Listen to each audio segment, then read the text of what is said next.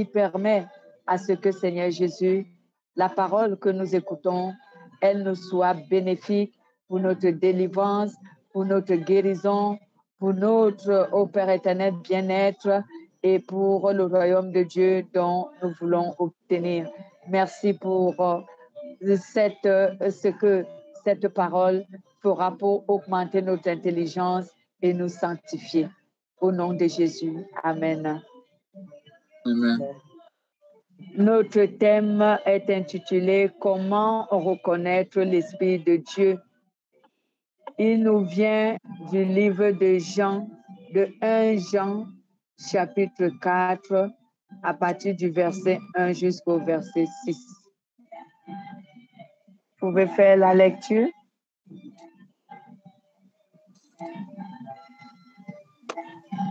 Je vais faire la lecture.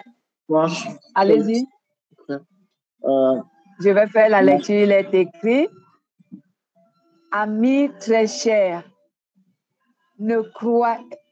amis très chers, ne croyez pas à tous ceux qui disent nous avons l'Esprit Saint, mais examinez-les avec attention pour savoir si ces gens ont vraiment l'Esprit de Dieu. En effet, beaucoup de faux prophètes sont venus dans le monde. Voici comment vous reconnaîtrez l'Esprit de Dieu. Tous ceux qui affirment que Jésus-Christ est vraiment que Jésus-Christ est vraiment devenu un être humain, ceux-là appartiennent à Dieu. Mais ceux qui ne veulent pas affirmer cela n'appartiennent pas à Dieu. Ils appartiennent à l'ennemi du Christ. Vous avez entendu dire, l'ennemi du Christ arrive et maintenant il est déjà dans le monde. Vous, mes enfants, vous appartenez à Dieu et vous avez vaincu le faux prophète. Voici pourquoi l'Esprit de Dieu est en vous l'Esprit de Dieu est en vous, excusez-moi, est plus puissant que l'ennemi. Je vais recommencer ce verset 4. Vous, mes enfants, vous appartenez à Dieu et vous avez vaincu le faux prophète. Voici l'Esprit de Dieu qui est en vous, il est puissant. Il est l'ennemi de Christ dans le monde. Vous l'avez entendu. Les faux prophètes. Ça, c'est le verset 4 au complet. J'ai une autre version ici. Vous, petits-enfants, vous êtes de Dieu et vous les avez vaincus parce que celui qui est en vous est plus grand que celui qui est dans le monde. Amen. Ouais, ça c'est Louis II. Ouais. Ça, c'est Louis II. Je suis sur Parole de vie. Ouais, verset 5 nous dit, les faux prophètes, eux, appartiennent au monde.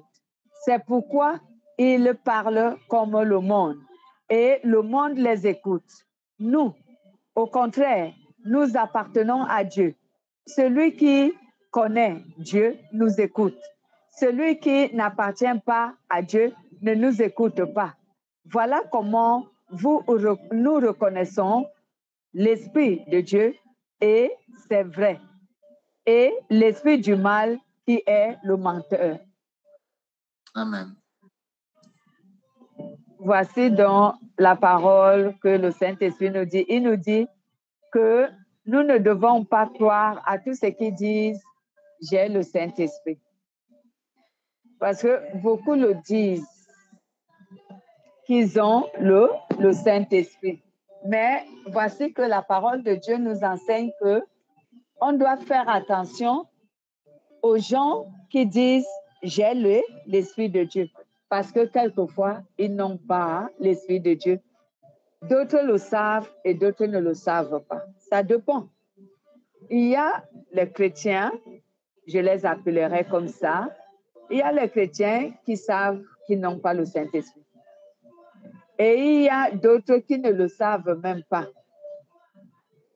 Donc, il y a ces deux catégories de personnes.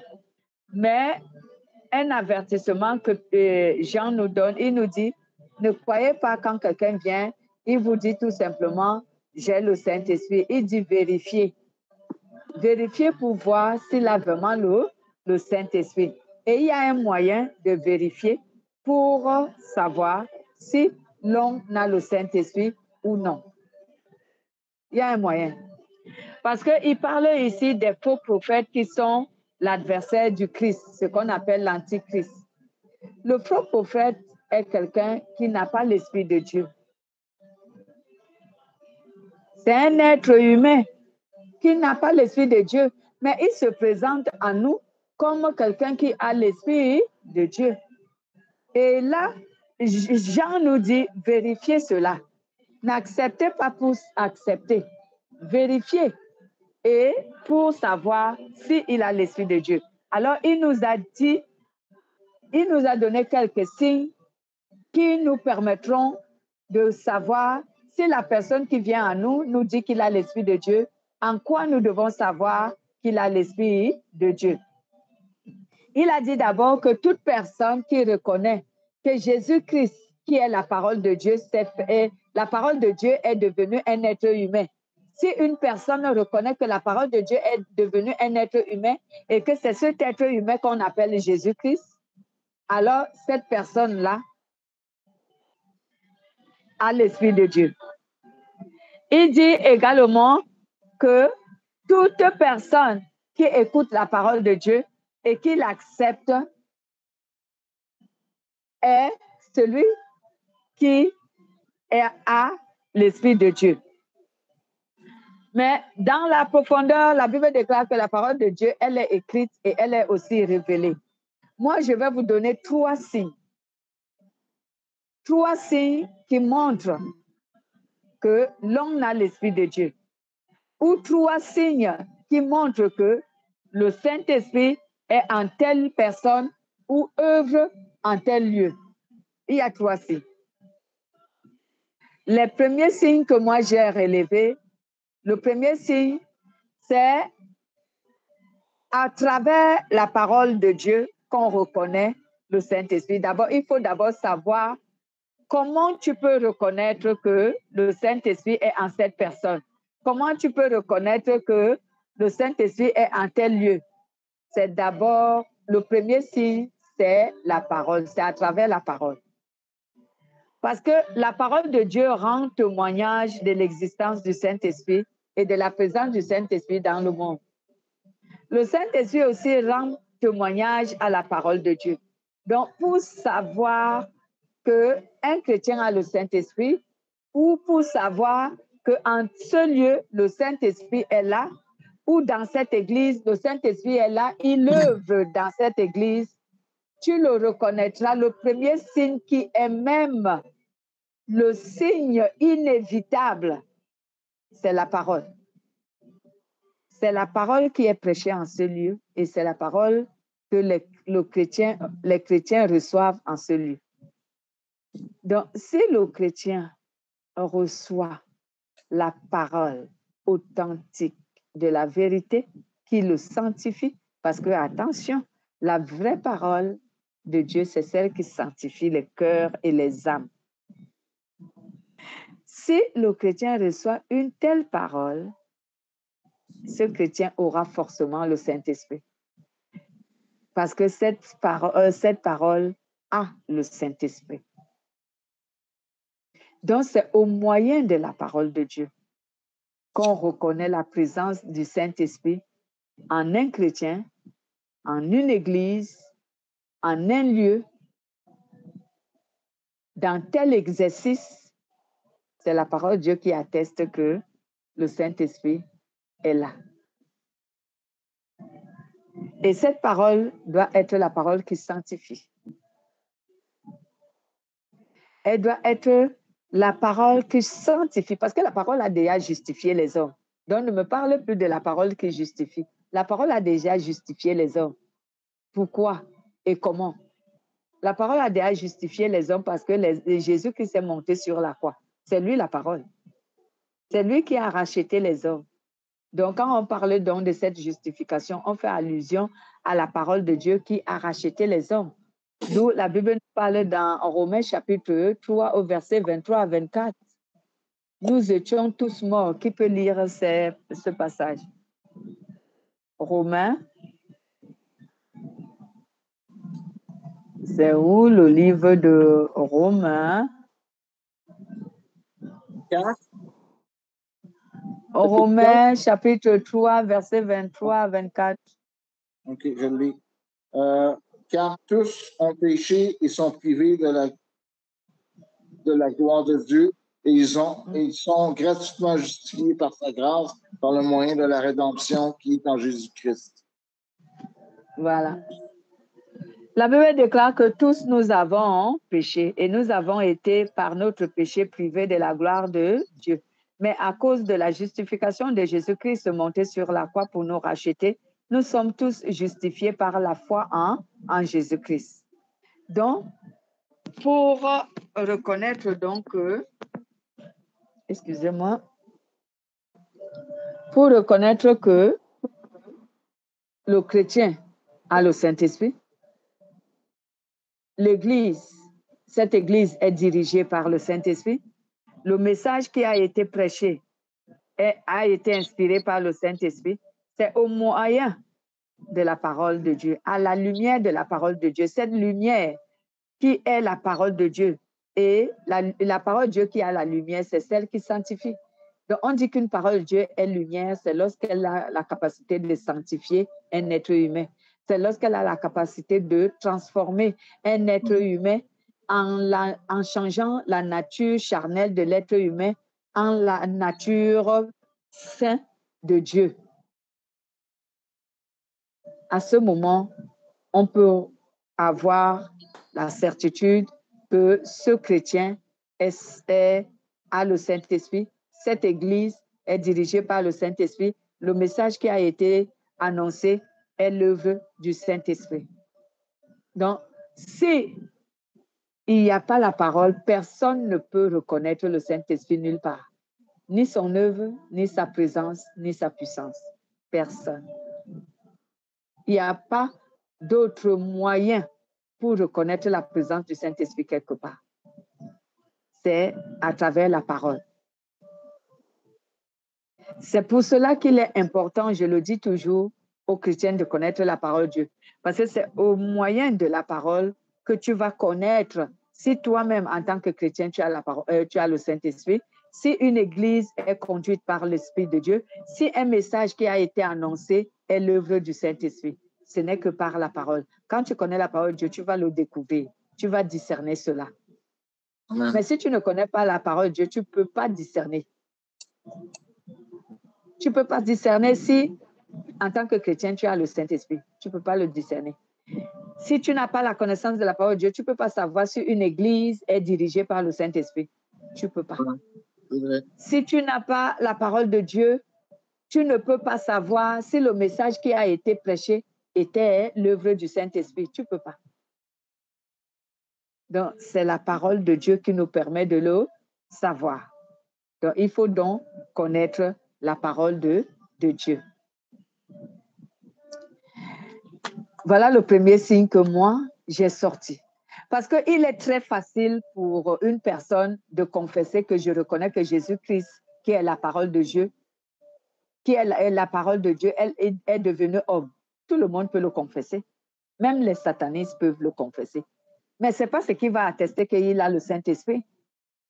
C'est pourquoi il faut bien comprendre le message qui est caché. Donc, il y a les signes cachés. Et voilà l'un des signes cachés que je vous ai donné. C'est la parole de Dieu. Il faut la connaître. C'est elle qui va te guider pour que tu saches. Aujourd'hui, pourquoi les gens se trompent pour le choix de leurs églises? Parce qu'ils ne connaissent pas la parole de Dieu. Donc, ils ne savent pas si là où la communauté chrétienne où ils ont choisi d'aller communier, ils ne savent pas si c'est le Saint-Esprit qui dirige cette communauté. Il y a des communautés dites chrétiennes dont le Saint-Esprit ne dirige pas. Il n'est pas là-bas. Il n'est pas là-bas. Alors, si le Saint-Esprit n'est pas dans une communauté, Et cela veut dire que vous, tous qui êtes dans cette communauté, vous n'appartenez pas à Dieu, vous n'avez pas le Saint-Esprit. Il peut y en avoir quelques-uns parmi ceux qui ont leur culte personnel avec le Seigneur. Non, si tu es un chrétien, supposons que tu as été invité dans une église où le Saint-Esprit n'est pas dirigé. Le dirigeant, je veux dire. Alors, quand tu arrives dans cette église, toi qui es le détenteur, du Saint-Esprit, toi qui as le Saint-Esprit, tu honores l'invitation. Quand tu arrives, tu vas découvrir que le Saint-Esprit n'est pas là-bas. Parce que lui-même, il va te le faire connaître. Peut-être qu'il t'a envoyé là-bas pour que tu ailles découvrir qu'il n'est pas là-bas. Et que si tu peux être son messager pour leur faire connaître que le Saint-Esprit n'est pas ici. Mais ça, les gens ont souvent peur de le dire. Parce que si le Saint-Esprit te dit que ici, je ne suis pas ici, ce n'est pas moi qui est le dirigeant, le guide de cette communauté. Et si tu n'as pas du cran, tu ne peux pas le dire au pasteur parce qu'il va se fâcher. Et si tu le dis même aux chrétiens, il rapporte chez le pasteur, ce serait encore un problème. Mais que faire? Tu es la sentinelle. Si Dieu te le fait savoir, il faut le dire. Vaudrait mieux que tu sois détesté que de ne pas le dire. Parce que si tu ne le dis pas et que ces gens-là demeurent dans leur ignorance pendant toute leur vie, ils meurent. Dieu dit qu'il va te demander de leur sang. Pourquoi? Parce que tu savais que le Saint-Esprit ne dirige pas cette église parce qu'il te l'a fait savoir. Il te l'a fait connaître. Mais tu n'as rien dit. Est-ce qu'on peut lire ce verset-là? Ça, c'est dans... on en a parlé dernièrement. Oui, Ézéchiel. Allez-y, vous connaissez déjà ce verset. Ézéchiel. Ézéchiel. Aïe, aïe, aïe. C'était Ézéchiel 3, vous avez lu, je ne sais pas, 3 ou 18, je ne sais pas. Regardez d'abord 3, chapitre 3. S'il n'y a pas, vous allez à 18 ou 33, quelque chose comme ça. C'est Isaïe. Ézéchiel, c'est avec un Z. Hein? Ouais, c'est avec un Z. Ézéchiel. OK, je l'ai. Un instant. Ézéchiel. Chapitre 3. Oui, regardez au chapitre 3. Je pense que je ne me trompe pas.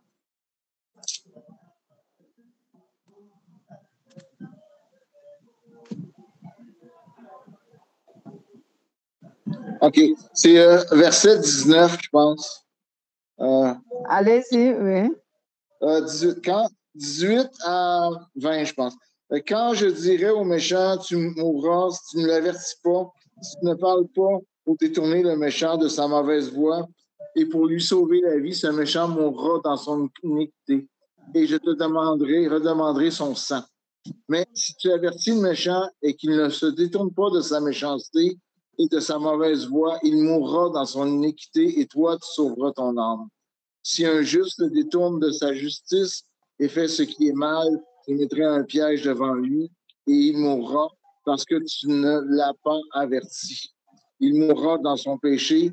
On ne parlera plus de la justice qu'il a pratiquée et je te redemanderai son sang. Amen. Voilà. C'est clair et net quand tu es une sentinelle, c'est parce que... La sentinelle, c'est le messager de Dieu. C'est ça. C'est que le Saint-Esprit, il appuie beaucoup, puis il donne un discernement clair. Voilà. Tu présumes pas à peu près, tu es sûr de ton affaire. Ouais.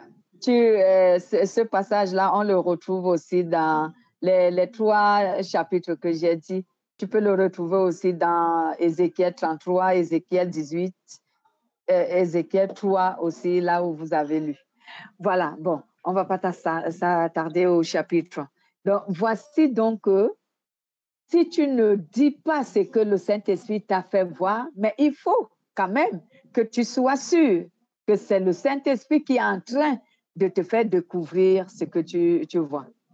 Et comme je disais, si tu es un enfant de Dieu qui a le Saint-Esprit, tu es invité dans une telle église, il va forcément te montrer qu'il n'est pas présent dans cette église. Ce n'est pas lui qui la dirige. Et il voudra que tu dises la vérité. Si tu ne dis pas la vérité, alors qu'est-ce qu'il faut faire?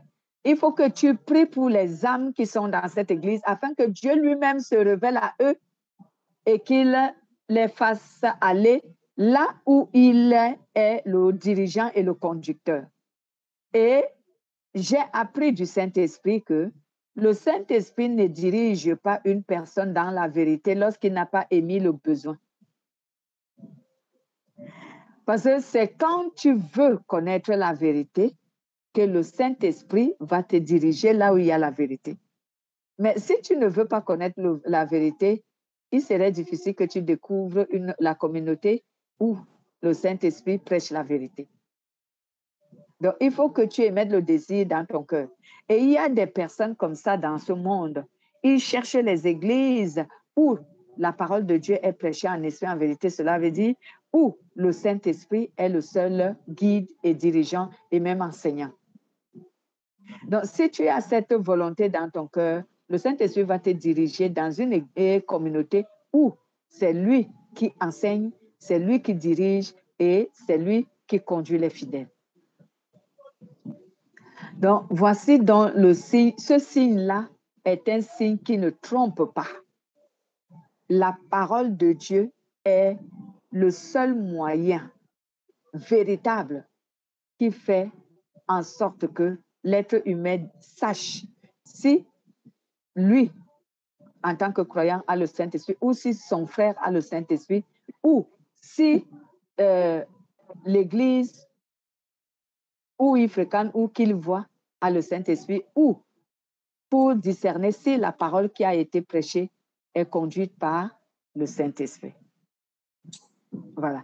La Bible nous le dit dans le livre, comme on a lu Ézéchiel, il y a aussi Jean chapitre 3 au verset 63.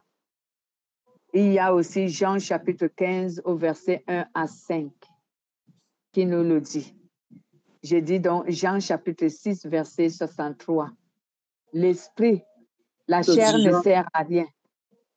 Jean, le premier, c'est Jean chapitre 3 verset 63. Non, Jean chapitre 6 verset 63.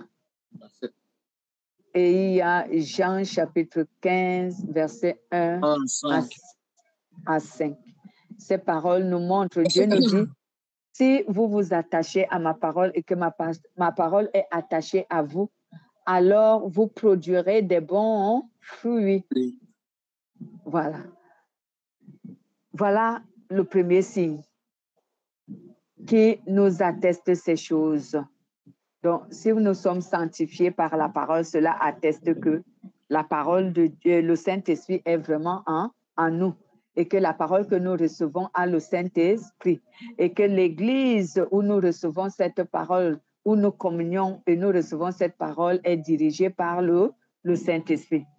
Et il y a également se joint le signe qui dit lorsque le chrétien met en pratique la parole de Dieu, lorsque une église a la crainte de Dieu, à ce moment, on reconnaît que cette église a la présence du Saint-Esprit.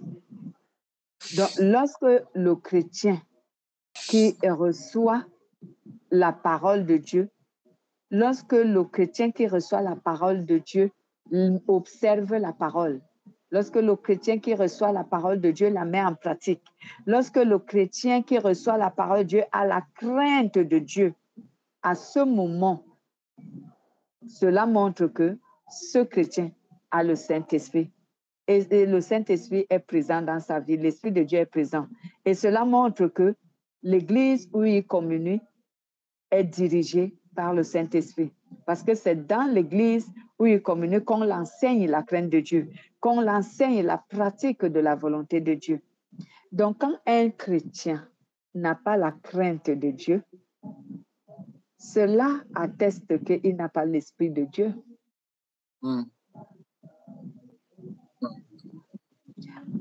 Comment est-ce que je vais expliquer ce passage que je suis en train d'interpréter?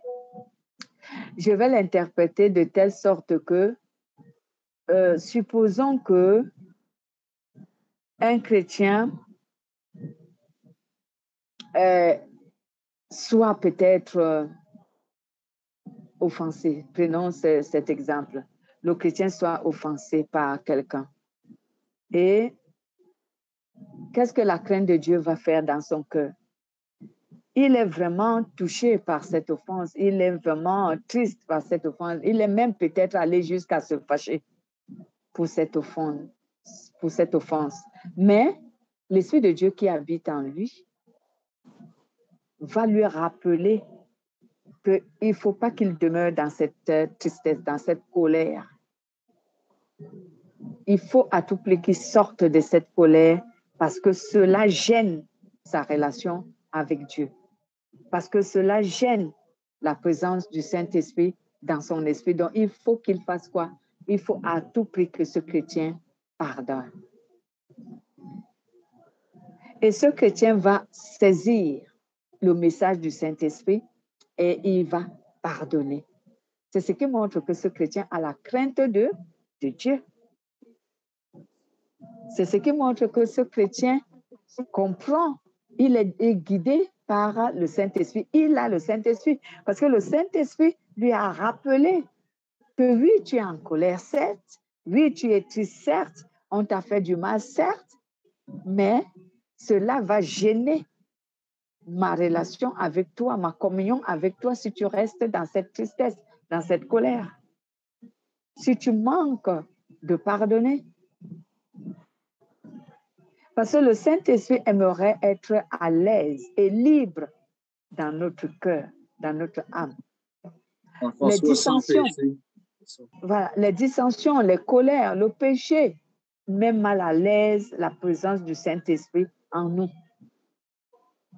Il est mal à l'aise en nous lorsque nous avons les colères, les péchés dans notre cœur. Il est mal à l'aise. Et c'est ce que le pousse souvent, comme je dis souvent, à quitter certaines personnes. Lorsqu'il demeure longtemps dans cette situation, le Saint-Esprit est étouffé. Il s'en va et il quitte la personne. Donc, pour qu'il ne s'en aille pas et qu'il soit heureux d'être en nous, fier d'habiter notre âme, il faut que nous nous débarrassons de ce qui le gêne. J'aime bien la façon que tu l'as dit. Mais par contre, quand on est dans l'état où que ça nous arrive, on n'est pas capable de trouver la façon de faire. On n'y pense même pas à essayer de prier pour éloigner le mal de nous atteindre. On n'y pense même pas à ça parce qu'on est tellement démunis qu'on n'a pas cette pensée-là. Le mal prend le dessus sur nous et il nous empêche de penser qu'il faudrait prier pour ramener le bien. Il faut carrément réapprendre ce qu'on n'a jamais fait. Faut carrément renouveler nos habitudes, nos pensées. C'est comme tout à l'heure, quand j'ai fait le témoignage du fameux papillon, sur le coup, mon réflexe a été comme votant, mais dans le fond, j'étais juste de prier pour avoir la paix, puis je la refuse.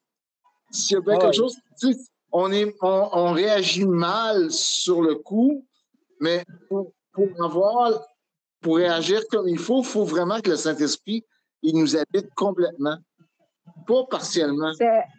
C'est pour cela que je veux revenir sur la parole pour répondre à vos deux interventions, à Pierre et à toi. Quand Pierre dit nous avons du mal et tout, on a du mal à comprendre et à pouvoir et agir selon la volonté de Dieu. Parce que quelquefois, il nous manque la parole.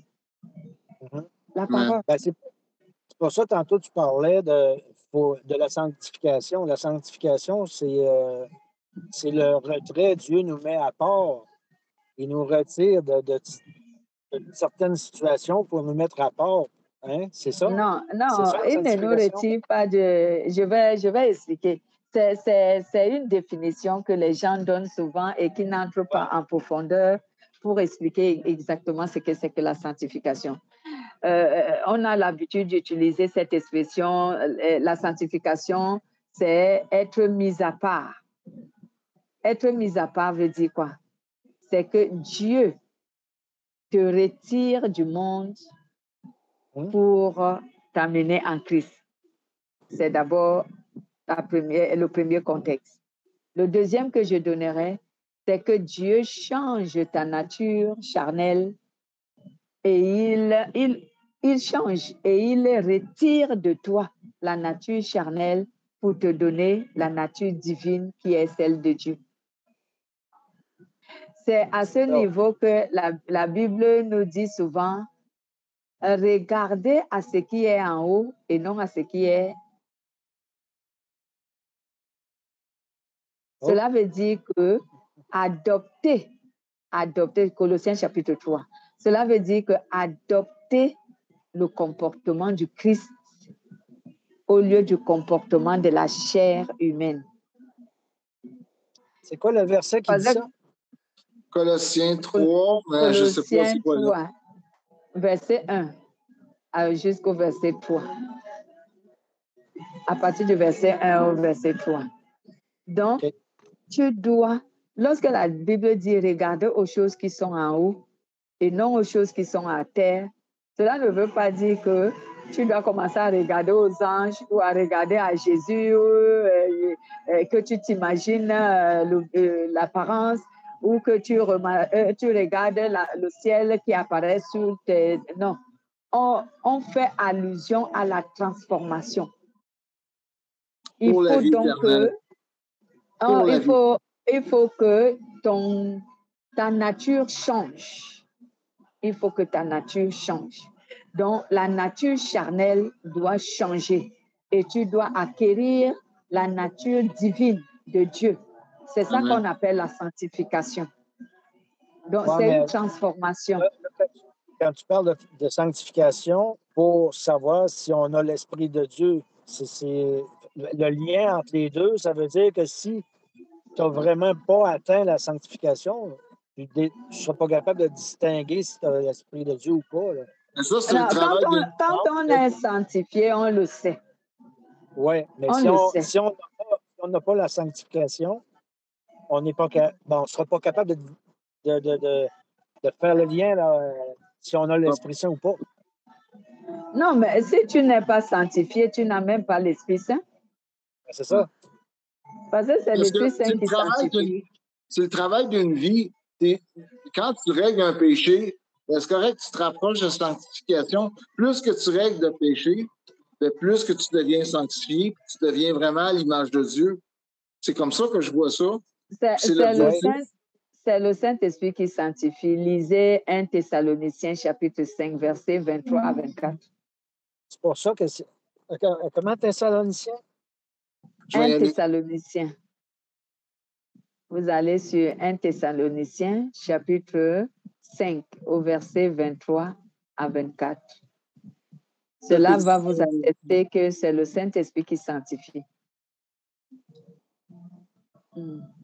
1 Thessaloniciens. Le 23-24, tu dis? Oui. Verset 23-24.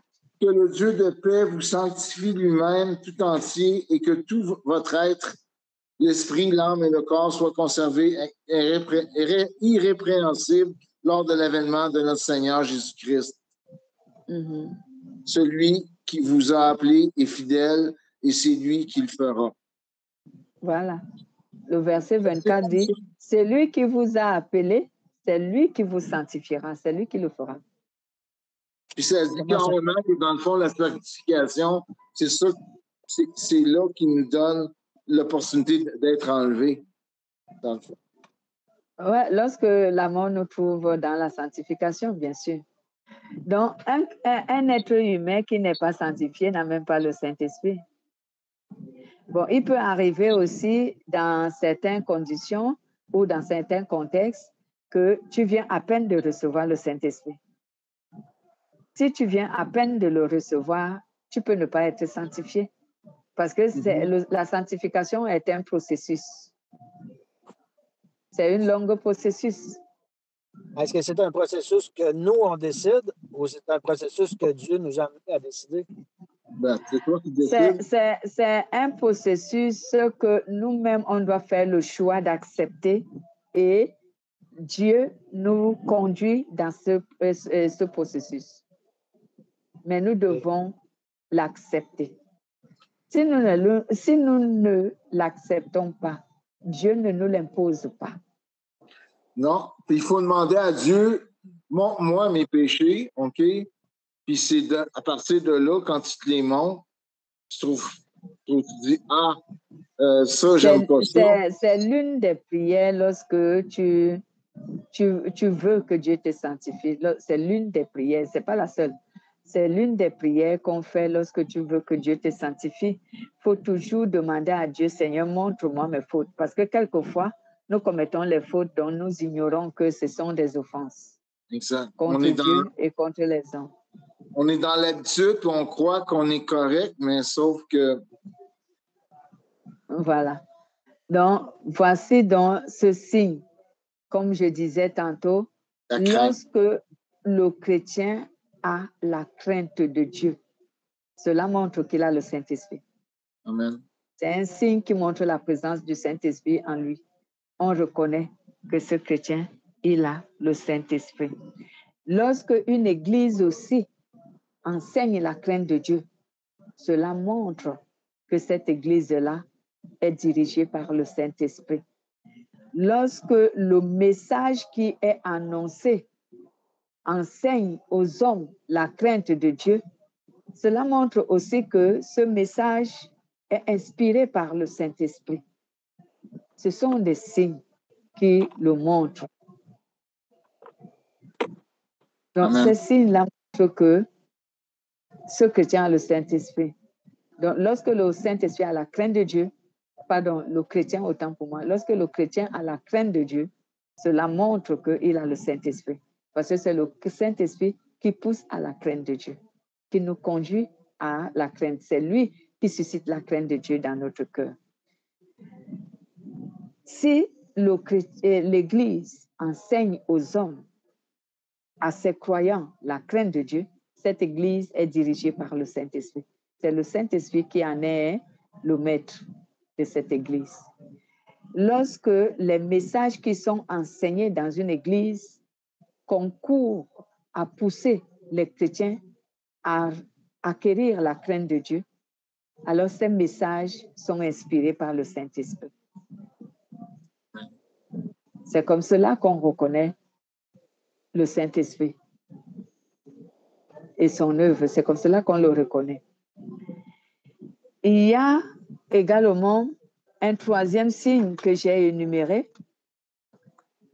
Lorsque la bonne nouvelle qui est annoncée, donc l'évangile qui est annoncé dans le monde pour pousser les incroyants à la croyance en Jésus-Christ, pour les pousser d'abord à la repentance et à la conversion à Jésus.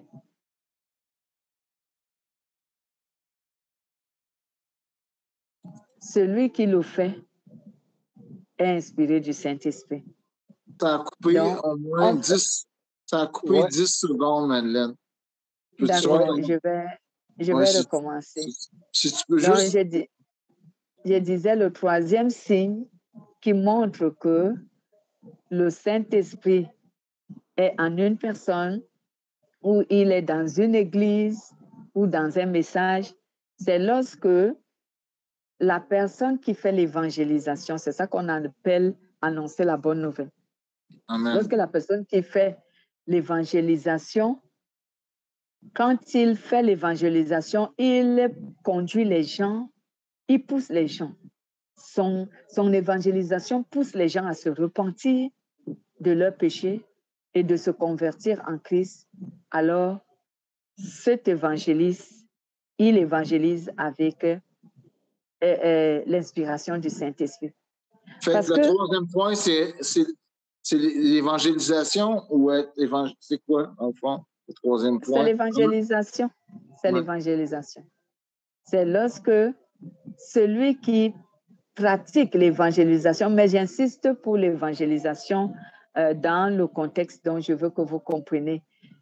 Parce qu'il y a plusieurs évangélisations que les gens font dehors, mais il y a certaines évangélisations qui ne poussent personne à la repentance. Ouais.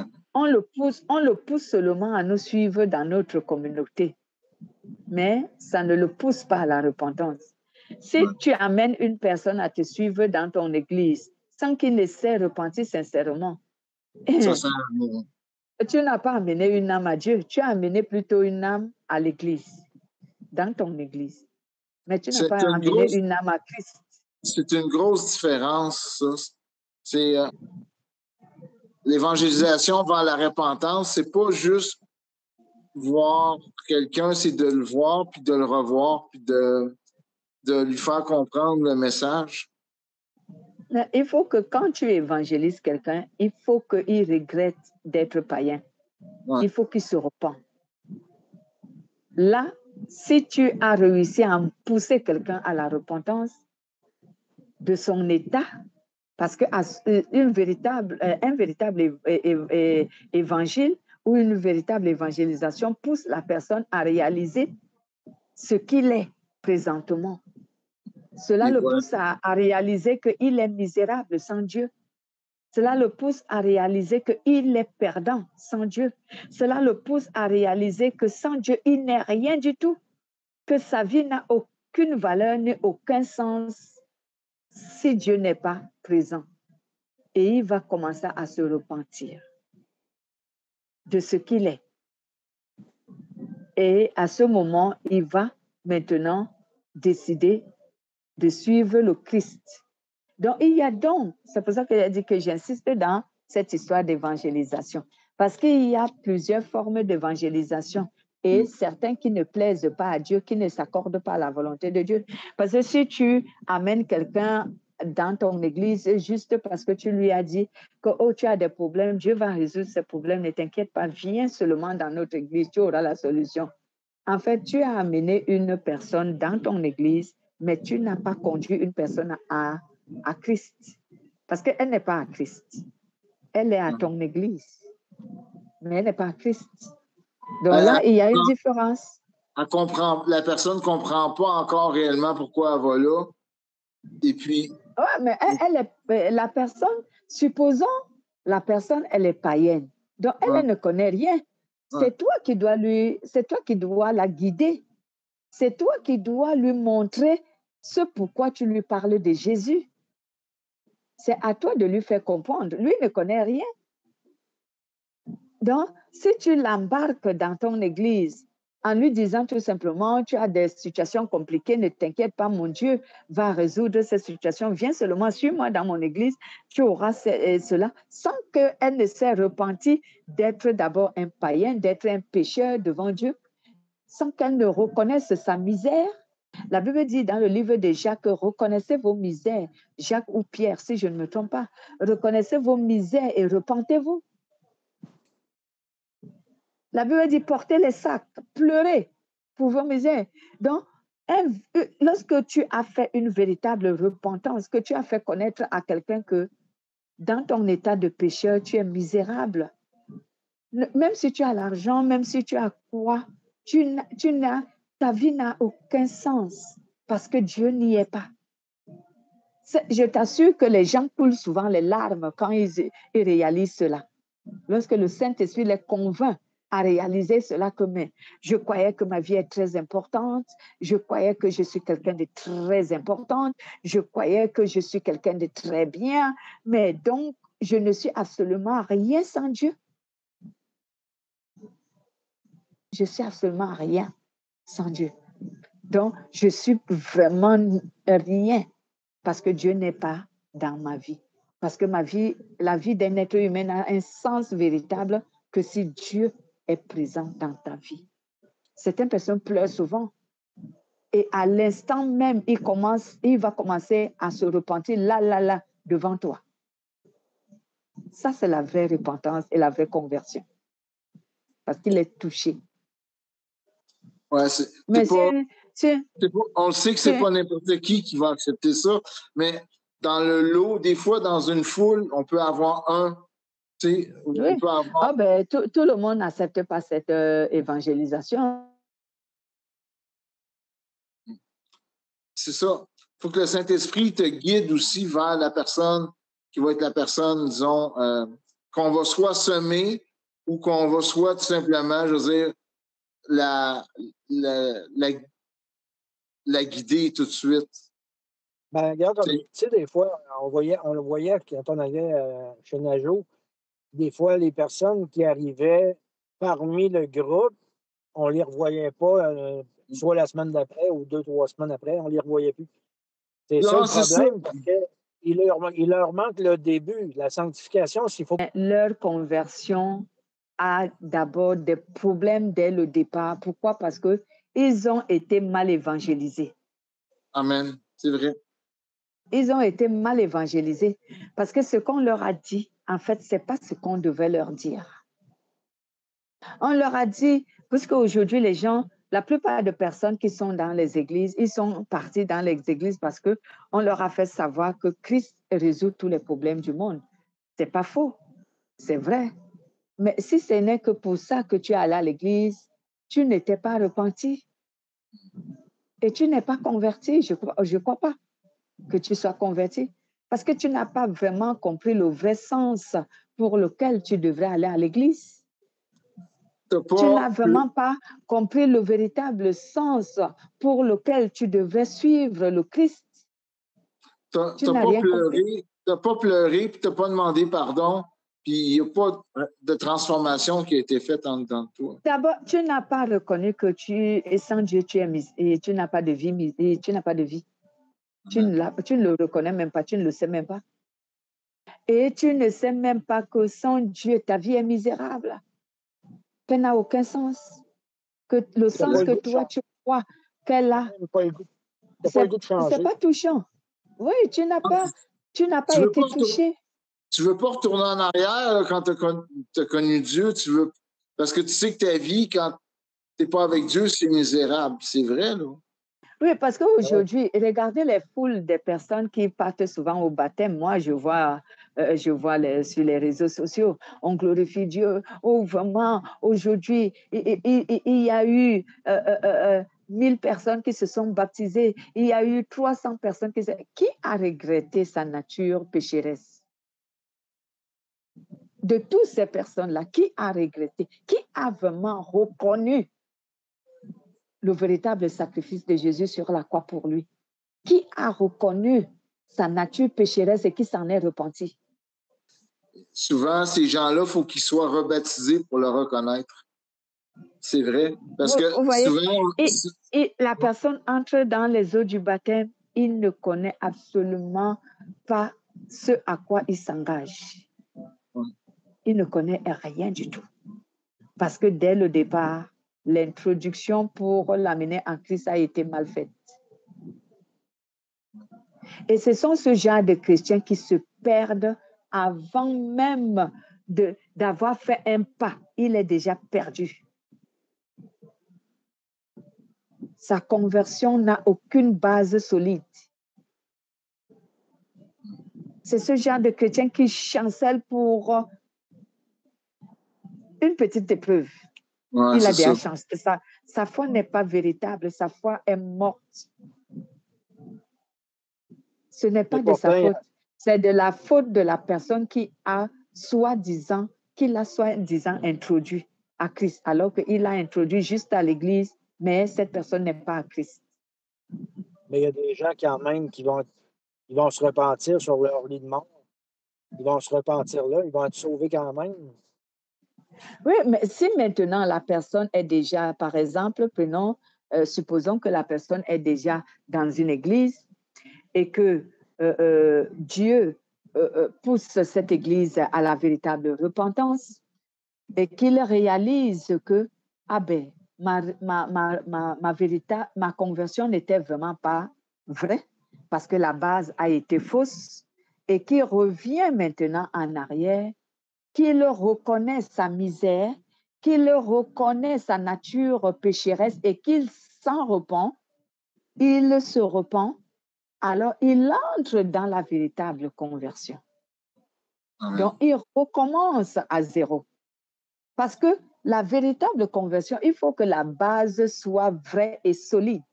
Si la base n'est pas vraie ni solide, tu n'es pas converti. Tu es une personne qui est dans l'Église, mais tu n'es pas en Christ.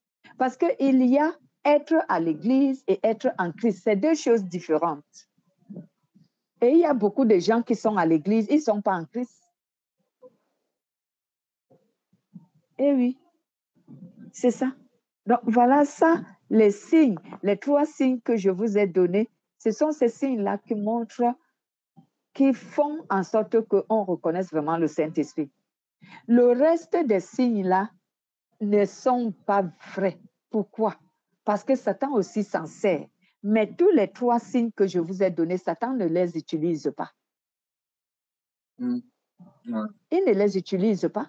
Oui, parce qu'il ne dit pas la vérité, de toute façon. Voilà. Donc, si tu veux reconnaître que le Saint-Esprit, comme par exemple, certains disent, il croit et il pense et il tient même mordicus que c'est vrai.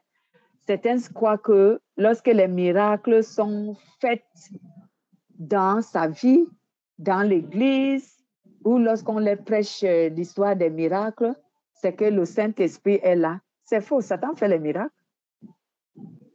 Ce n'est pas un signe qui atteste que le Saint-Esprit est là. Ce n'est pas un signe pour reconnaître le Saint-Esprit. Non, parce que Satan aussi fait les miracles. Satan fait les guérisons.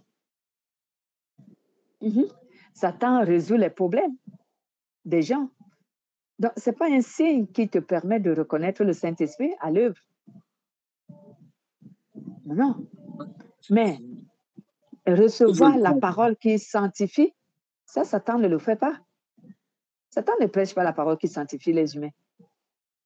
C'est que qui change la nature des humains, qui fait en sorte qu'ils quittent de la nature païenne à la nature divine de Dieu. Satan ne le fait pas. Il ne prêche pas ce genre de parole. Et Satan ne pousse pas les chrétiens à la crainte de Dieu. Jamais. Il ne leur donne pas la parole qui les amène à craindre Dieu. Au contraire, il tente les gens. C'est ça. Il ne leur donne pas cette parole qui pousse à la crainte de Dieu. Non. Il ne peut pas. Parce que s'il le dit, il va perdre. Et s'il prêche ce genre de parole, il va perdre cette âme-là. Donc, il ne veut pas. Il veut que cette âme reste dans l'ignorance. Et troisièmement, Satan ne peut pas évangéliser quelqu'un au point de le pousser à la repentance, parce que Satan ne veut pas que les gens se repentent. Il ne veut pas. Ouais, c'est sûr. Donc, ces 3 signes sont les signes que Satan ne reproduit jamais. C'est bon, jamais. C'est le Saint-Esprit qui les reproduit. Et c'est par là qu'on reconnaît le Saint-Esprit. Ben là, on voit que le Saint-Esprit t'a inspiré aujourd'hui. Amen. Donc, je pense que nous sommes à la fin de notre enseignement. Vous avez encore d'autres interventions? C'est bon. Non, c'est à réécouter cet enseignement-là parce que c'est quand même le premier point, la parole, c'est ça qui est important le plus. La parole donne automatiquement la crainte de Dieu. Quand on a la parole et la crainte de Dieu, ben on veut amener des âmes à Dieu plutôt que d'amener des gens. On doit les pousser à la repentance. Pour que la repentance les conduise à Christ au lieu de les flatter pour les amener à l'Église. C'est ça. Puis l'important dans tout ça, c'est quand on a la parole, on sait que la parole, c'est de la vie. C'est toute la vie. Dans la parole de Dieu, on peut prendre des décisions à travers n'importe quoi. J'en ai eu la preuve. Tu sais. Amen. Tu connais quelqu'un qui connaît bien la parole de Dieu, puis il n'y a pas de doute. Bon. Coupez l'enseignement, on va continuer comme ça.